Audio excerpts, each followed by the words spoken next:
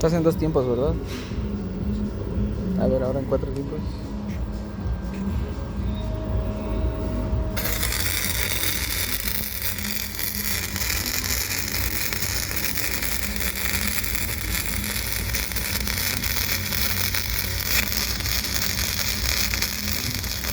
Córtalo.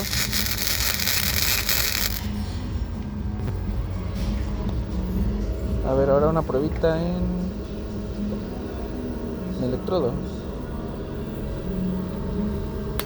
Pues.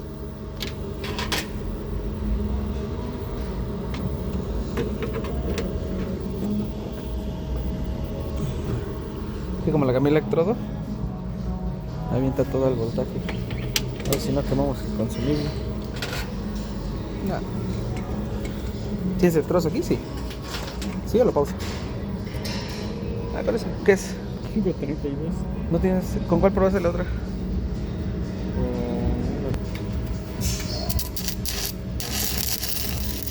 Estamos en 220 con 140 amperes. 7018 de 532.